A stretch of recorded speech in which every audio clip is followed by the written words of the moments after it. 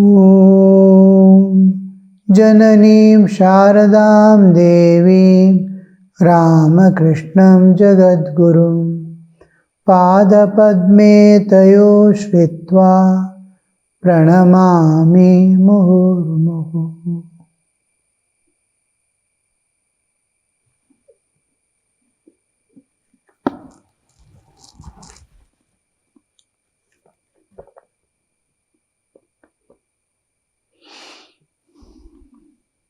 Again he sang. Sri Ramakrishna is singing, dwell, O mind, within yourself, enter nobody's house, home. If you but seek there, you will find all you are searching for. O mind, dwell within yourself. Enter no other's home. If you seek there, you will find all you are searching for within yourself. Turn inward, take the inward journey, move about from one layer of consciousness to another higher and higher layers of consciousness, expanding joy, expanding bliss, expanding peace, expanding freedom, far from these worldly bonds. Fly high. No, it is possible only when you turn inward and go. There is no other way to transcend the nature and go. And what all you are seeking in the external world is not there. Each man, everyone, every being on this earth, whether it is a bacteria or virus or any or microorganisms or mega-organisms or humans, every plants and trees, wherever there is life, three things they are constantly in search of and running about. I want bliss, Ananda. I want peace, Shanti. I want freedom. They never get outside. When they turn inward, because it is searching for a black cat in dark room where it is not. Search is attain anything in this world, wealth, health, status, power, progeny, whatever you can attain, all has an end. It can never give you people whom you love. You have to part. Anything that comes together has to part. Anything that has been constructed has to get destroyed. That is, which is composed has to decompose. That is the law of this nature. We have come together. We have to part. There is no other way. So, the only thing is, where are you running about? How to go beyond this coming together and parting, pain and pleasure. How to is to transcend them by going within yourself. You can't transcend by running about in this world outside. You have to expand to the cosmic level externally and be beyond, or take inward journey within yourself to the core of your existence and be beyond the unchanging it. Then only freedom.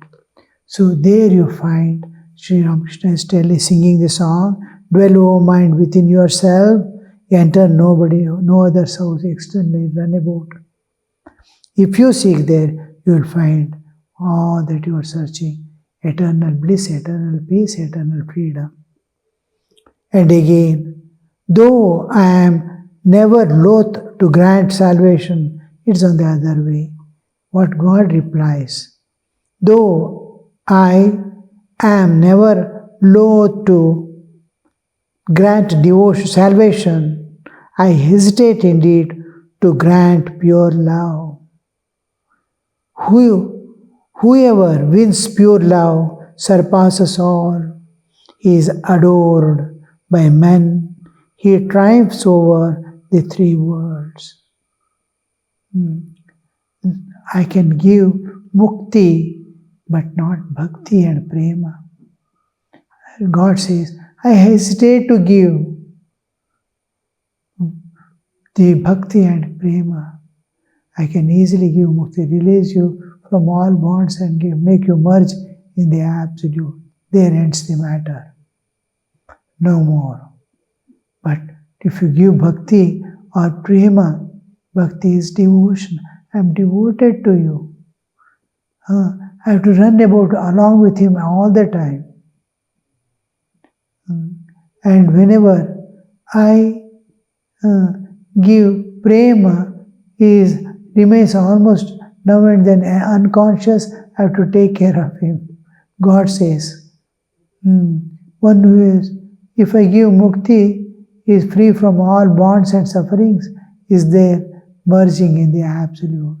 I am also free, he is also free. Otherwise, now he is bound to the world, he will be bound to God.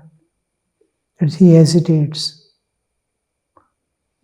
And one who has attained that love, divine love, love of God, has transcended all and has surpassed all the existence. The Pundit had studied Vedas and other scriptures. He loved to discuss philosophy. The master, seated on the couch, cast his benign look on the Pundit and gave him counsel through parables. Practically, to understand, which is, there is what is called through anumana and through aprameya, meya. That is, through making any person understand a thing which cannot be seen. How to make him understand? Give something which is identical to that. It's called upama. Upama. That is, how does a particular thing look like, which I have never seen. Suppose Nilgai. Many people have not seen what is Nilgai. Somebody wants, I give a simile. Suppose you imagine there is a cow. Cow with his snout, mouth is of the horse. Body looks like horse. Tail looks different. And its color is bluish grey. Nilgai. So he can understand. He has not seen, but he understands what is cow, what is horse's face, horse's body, all this. He creates an imaginary picture in his mind and sees it. Similarly, there is another way of telling through the incidents and stories how the manifestation of divine or how the love manifests in the heart. Try to, when the bird is there hatching the egg, it will be just sitting and black, it will be turning here, there, but eyes are as if it is blind. Whole concentration is on the egg and it is looking here, there. It is blind look. It is not observing, but eyes are open, looking around. These eyes are open not to see any objective world, but small amount to see any danger is approaching. Otherwise it doesn't want to see also. It is sitting on. How that concentration will be there, you see. Till the egg is formed, it was not worried when the egg has come out. How that motherhood is manifesting, you see. And once the egg hatches and the chickens come out, how full motherhood. It sees the safety of that small baby. It makes it lying down safely and see that it doesn't fall down. Any chances of falling down, it will bring some sticks and put there all around in the nest. And then flies here, there, finds some food and comes to the baby. The moment a mother comes, it opens making some sound. It opens its beaks and mother pushes the food inside. And again, mother is so happy and it immediately runs to bring another food. Within the nightfall, it has to feed as many things as possible. It carries how the motherhood is expanding, how it manifested with the formation of the egg. It was there inside when it has conceived. When it is, has come out, it is already, motherhood is manifested fully externally, and it has taken dynamic aspects when it sees the baby out of the egg. Look at the manifestation of motherhood. Now, if I tell that story in a story form, you can understand how the love awakens for God. This is practical example you can immediately understand. First Parichaya, then Sambandha, then Atmiyata. Through parable, Sri Ramakrishna is telling, Master to the Pundit, there are many scriptures like Vedas, but when one cannot realize God without austerities and spiritual disciplines, tapas, spiritual disciplines, how much a sadhaka struggles. He has to do all the duties and keep the mind on God. He cannot withdraw and sit. He enters either immediately sleep, the mind is carried away by sleep, or goes on cogitating on unwanted things. Cannot meditate. But if you are working, running about and serving and practicing, I should not forget God, I should not forget God, I should not forget God. Slowly trying to remember God at all times. His efforts become, it's called passive meditation. He is not active meditation, but he is in the state of as if meditating. It is meditative awareness. He is in the meditative awareness. Meditative awareness is going to give direct fruit immediately. Meditation, which meditation cannot give. Meditation is a little advanced stage when I am able to at will forget the world and forget body. Meditation begins. I am not able to forget the world and body sitting in a corner. Small sound, some people coming, going, everything I am aware.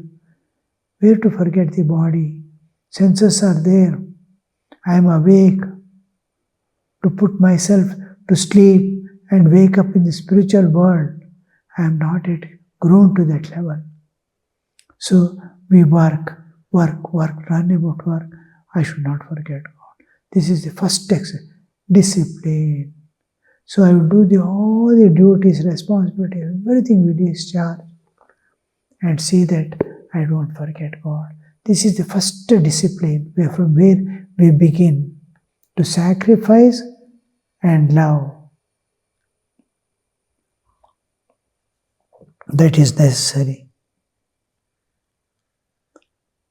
To master.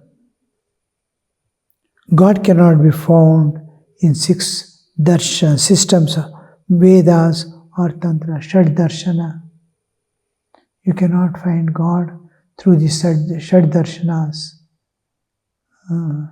Sankhya, Nyaya, all these, Uttara Mimamsa, Purva Mimamsa, all 6 disciplines. Your darshanas, you cannot realize God. Through Vedas, you cannot realize God. Through tantras, science and technology, spiritual science and spiritual technology is called the tantras. Tantra and Vedas. Vedas and Tantra you cannot realize. They are all indicating, inspiring. You go that, so don't go that way. It cannot bring the fruit. It shows the fruit where it is. It serves the purpose of a compass. Where are you? Which direction you have to go? But one should learn the contents of the scripture and then act according to their injunctions. Arjuna asks, how will I know what should I do and what should I not do? Krishna says, Tasma Shastram Pramanam Te Karya Vibhagayoho. What is the authority? What is the proof? Is what scripture says. Learn the scriptures to know the path, what you should do, what you should do. So final authority is scriptures, Vedas. Learn the scripture and then act according to the injunctions. A man lost a letter. He could not remember where he had left. He began to search for it with a lamp. After 2 or 3 people had searched, the letter was found. They all stay at home. If you lost anything, all people will join in searching with you. The message in the letter was, please send 5 sets of sandesh and a piece of wearing cloth. Now, the man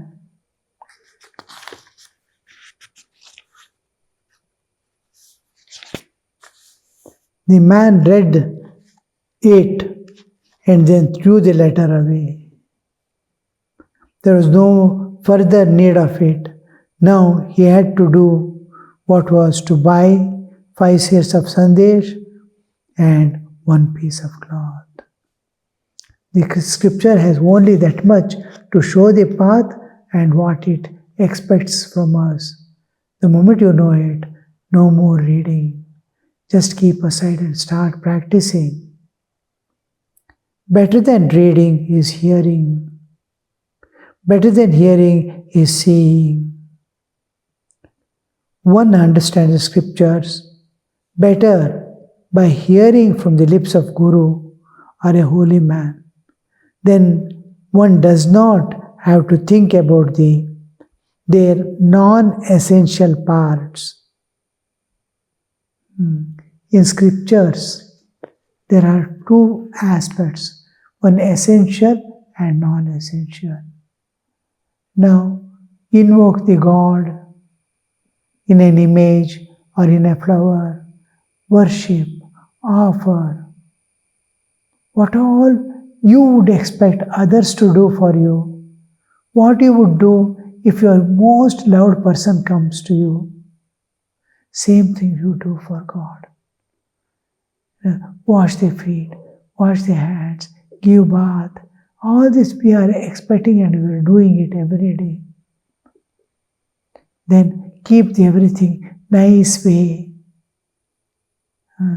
Have fresh flowers. You want to have beauty.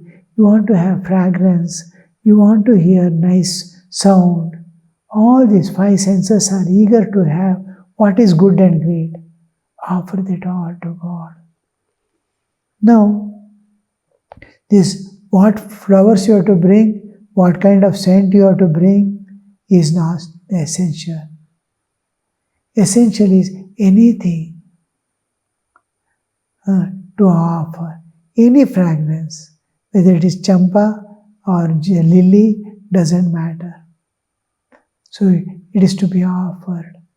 Now, collecting all these things, what are we expecting? Is to, I have to give my love. First is, should I get this or that fruit? What fruit should I get? What fruit should I give?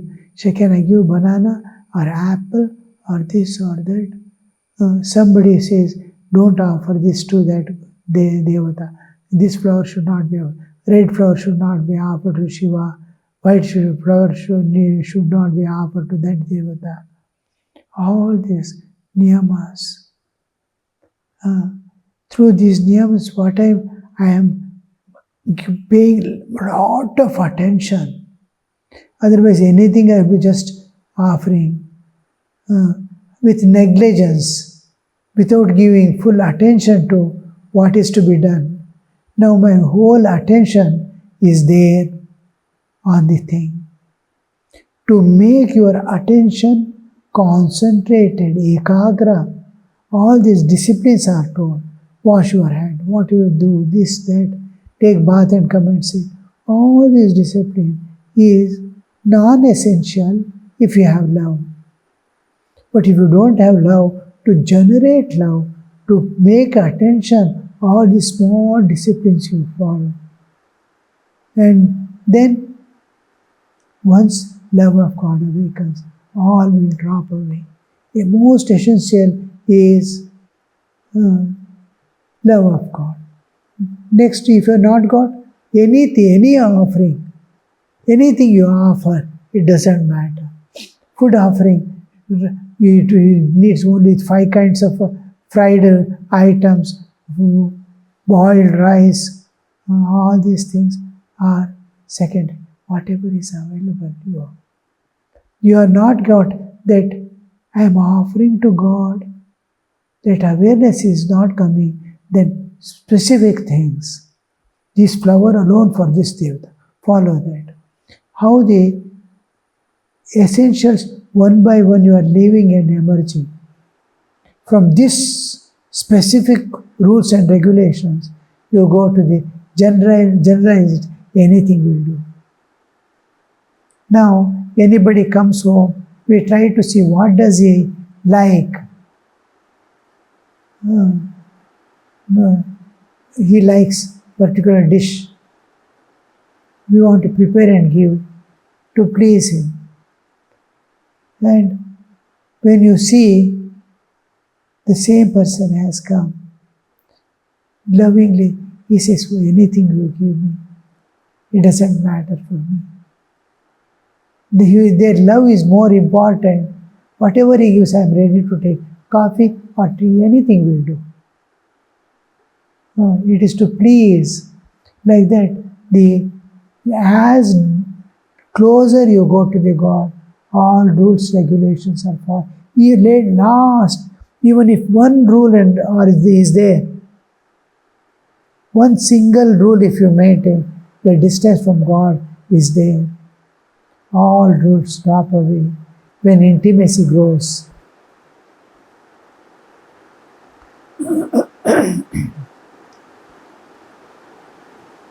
So this, when Guru explains the whole thing, when it comes from the Guru's mouth, he sees each disciple what he needs. He need not select from the scriptures, what should I do, what should I not do. Oh, this much will do, this much will do. This way you go, this way you go. Can you take the shortcut? Go through that path. The Thakur is telling, better hearing than one does not have to think about the non-essential parts. Hanuman said, brother, I don't know much about the phases of the moon or the position of the stars. I just contemplate on Rama. But seeing is far better than hearing. Then all doubts disappear. It is true that many things are recorded in the scriptures, but all these are useless without the direct realization of God. without devotion to his lotus feet, without purity of heart. The almanac forecasts the rainfall of the year, but not a drop of water you will get by squeezing the almanac. No, not even a one drop. See, essence is to realize God, to see, to talk, to interact with God. And whatever way you can do later on, begin with a discipline, then go from the non-essentials to essentials, from essential to realization. How long should one reason about because he is constantly studying scriptures. So Sri Ramakrishna is worried. He's reading scriptures. How long should a person read? Should he go on reading whole life, reading and reading alone? Grasp the essence and leave the unwanted part. How long one reason about this texts of the scriptures, as long as one does not have direct realization of God. How long does the bee buzz about, as how he is giving examples, you see. Bee is buzzing and running about as long as it is not sitting on the flower. No sooner does it light on a flower, it begins to sip the honey and it is quiet. It becomes totally quiet. No more to think. No buzzing, no search. It has found its place to suck and enjoy. Om Niranjanam Nityam Anantarupam Bhaktanukampa Dhrita Vikraham Vai Eshavataram Paramesha Medyam Tam Ramakrishnam Shirasa Namamaha.